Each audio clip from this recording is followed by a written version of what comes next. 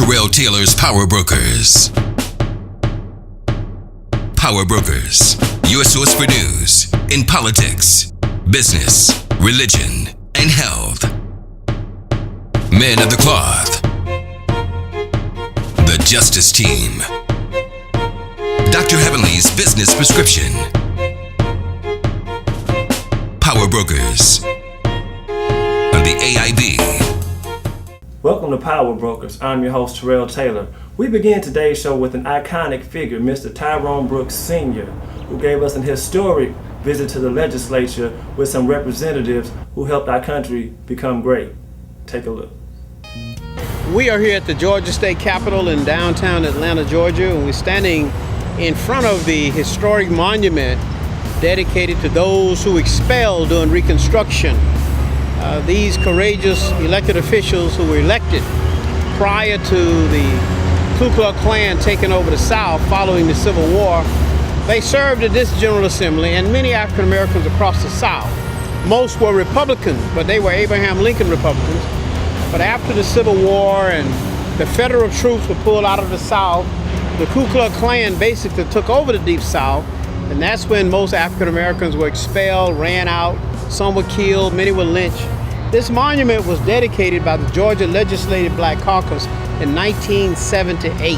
This year, the Legislative Black Caucus, under the leadership of Senator Emanuel Jones, decided to have a rededication ceremony, and that's why you see the new monument with all of our names, those who are serving today in the General Assembly of Georgia. This monument represents those who were expelled during the Reconstruction period after the Civil War. Tyrone Brooks Sr. would go on to be mentored by none other than Hosea Williams and would become an integral part of the civil rights movement. I met Reverend Hosea Williams when I was just a child growing up in rural Georgia in Warren County, Warrenton. Hosea Williams had finished Morris Brown and he was teaching school in Conyers, Georgia. And he was making his transition to Savannah to become the first African American to be a research chemist at the U.S. Department of Agriculture.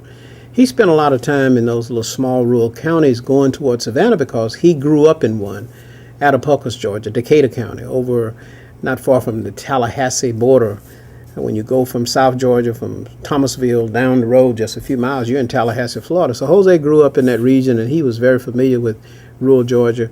But he was really planting the seeds to recruit young civil rights workers, and I just happened to be one of them. I met him when I was a child, and he introduced me and other children to Dr. Martin Luther King Jr. when we were around 14, 15 years old.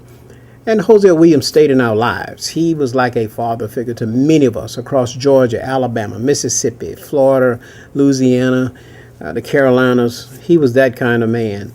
But Hosea Williams made it possible for me to come into the Southern Christian Leadership Conference in 1967 full time.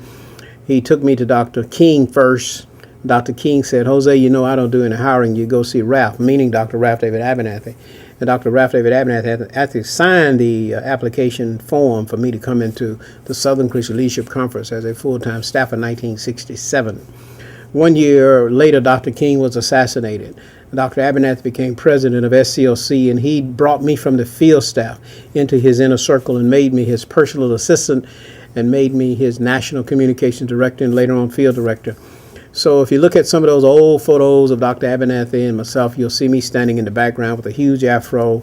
I weighed about 90 pounds, and I was carrying his bags and doing whatever I could do to make his presidency successful. They really said to me in 1980 they wanted me to come to the Capitol, and I thought they meant come down and do research, run an errand, pick up something. But they said, no, we want you to serve. And I was absolutely astounded that they would want me to run in 1980. Tyrone Jr. was going on 3 years old. And I was very busy doing other things, and my mind wasn't on running for anything. But they said, we want you to go. They put my name on the ballot. They raised the money. We ran and we won. And we've been here 32 years. We just qualified for re-election. Another term would be 34 years. And that's probably going to be enough because there are many other things I need to do, want to do. And if I stay healthy and God allows me to continue to function, there are many things I really have on my agenda to begin to work on. Power Brokers will return right after these messages. Power Brokers is sponsored by the following.